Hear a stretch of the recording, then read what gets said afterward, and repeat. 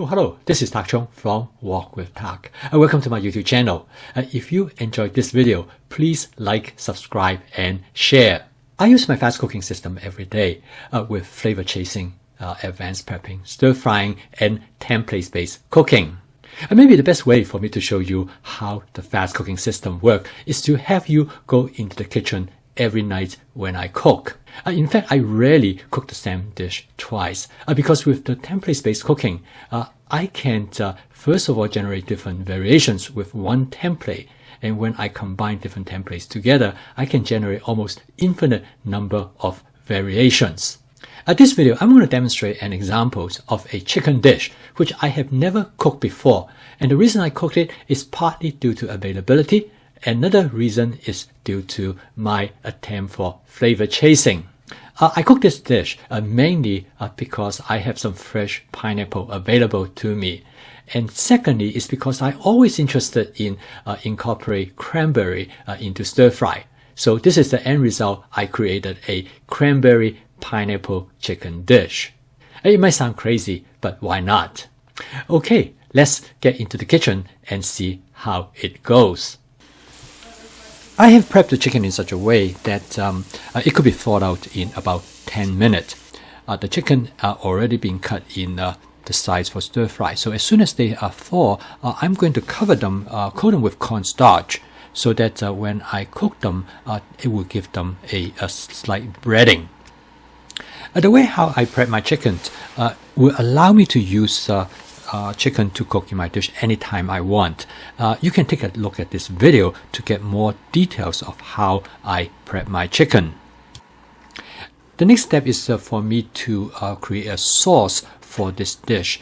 I started with about half cup of water, and then I add different ingredients to this to create a sauce. I started with 3 tablespoons of light soy sauce, and then I add about half tablespoon of sesame oil. This is followed by 1 tablespoon of cornstarch. And then I add 2 tablespoons of sugar. The foundation of this sauce is a teriyaki based sauce, but I make variations according to the type of dish that I plan to cook.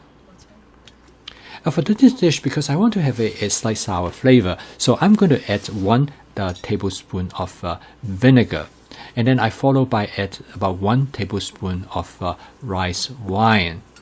At this point, I'm going to mix the sauce and give it a taste. And I decided that I like it to be a little bit more salty, so I add some additional soy sauce. As you can see that the whole process is a active participation process, because I constantly make adjustment based on how it tastes and how I want the dish going to be. Actually, one of the impetus for cooking this dish is that I have some fresh pineapples. So I'm going to use about 1 cup of pineapple to cook this dish. I just love cranberry. I can eat cranberry in any shape, form, and size. Here I'm going to use some cranberry raisins for this dish. For the main vegetable, I'm going to use some broccoli. I always have some broccoli on hand for each week. I usually prep enough broccoli that will give me 3 different meals. Okay, the last ingredient that we're going to use are some carrots. Again, I always have some carrots available in the refrigerator.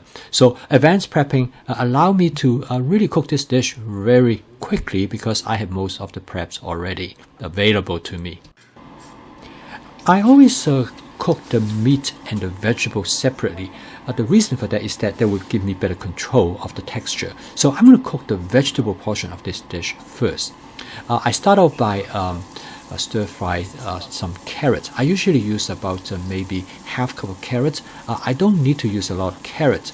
The carrot mainly is to provide both some texture and flavor to the dish, but the carrot is also excellent for provide some color to the dish. So the next step is to add the broccoli. As you can see that I add about 5 cups of broccoli. The wok gets pretty full with this amount of broccoli, and for this reason that it is nice to have a 14-inch wok. As you can see, the broccoli is going to cook down significantly. But in the beginning, it will fill the wok. So if your wok is small, then you might not be able to stir fry the broccoli as easily as if you have a larger wok. As you notice that the broccoli suck up the oil readily because of the floret. So I add some more oil. I want to make sure there's enough oil to coat the surface of the vegetables because the oil is important to achieve the temperature that is necessary for the Maillard reaction, which is essential for generate flavor molecule on the surface of the vegetable. Now at this point, you notice that there are hardly any oil left at the bottom of the wok because the broccoli has taken up the oil. Now if you at this point put your head to the wok, you can smell the nice aroma gave off during this process. In this cooking session, I'm going to make a slight change of how I cook the broccoli. I put in a touch of water to the wok. I then use my basic seasoning to season the vegetables. If you are not familiar with this, you can take a look at this video of what the components in there. I then put in a little bit more water. The idea is that I want to steam the vegetable during the last step. I discovered by steaming it, the vegetable turned out to be more vivid in its green color. This is a slight departure of what I have done in the past. You might want to give that a try. I think it worked really well. Next, I set the vegetable aside, and now I'm ready to cook the chicken. Next, I'm going to cook the chicken. I'm not going to wash the wok, and I'm going to use it directly. Now, if you notice that the wok is wet, make sure you dry it. And then I add some oil. Now, to cook the chicken, I want to make sure the wok is well seasoned. So I'm going to go through my spot seasoning method again. If you are not familiar with this method, you can take a look at this video. I'm going to add the chicken one by one onto the wok and spread them out as much as I could. I'm using a pair of tongs. That's gives me much better control in laying out the chicken pieces. Basically, what I'm trying to do is to fry the chicken. This method is commonly known as shallow fry. In some way, it's very similar to deep fry. The exception is that you only use a small amount of oil, and you fry the ingredient one side at a time, and then you turn it over to fry the other side. If you want to create a breading on the surface of the food ingredient, this method will work very well. Now, if you stir fry it, then you will never achieve the breading that will result from the frying in this case.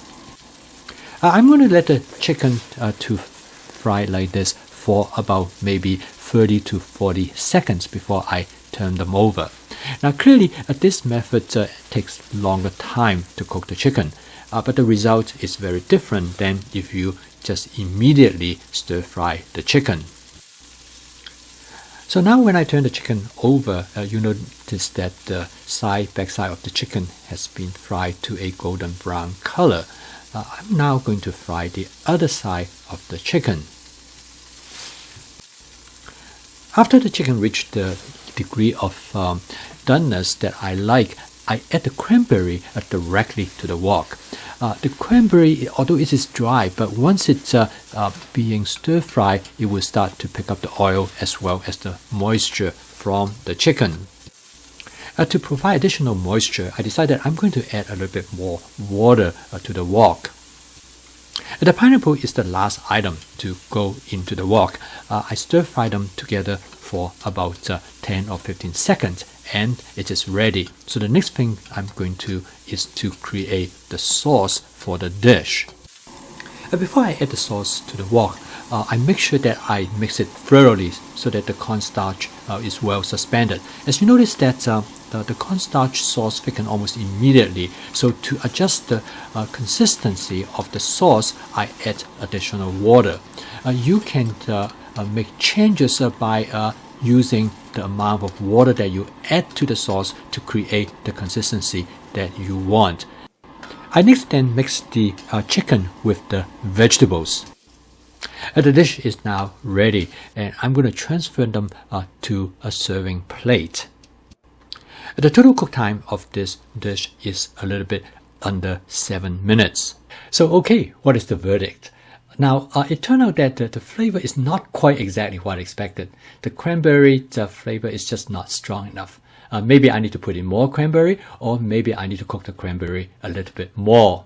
As you can see, when you cook like this, you will be never bored because you will always have something that you want to make modifications to make it better. Because I am trying to teach you template-based cooking, so there's a lot of decisions that you have to make along the way. So I would really like to have a way, at least in a virtual sense, to have you in the kitchen with me so I can explain why I make particular decisions. Well, thank you for watching. If you enjoyed this video, please like, subscribe, and share. Okay, see you next time in the kitchen.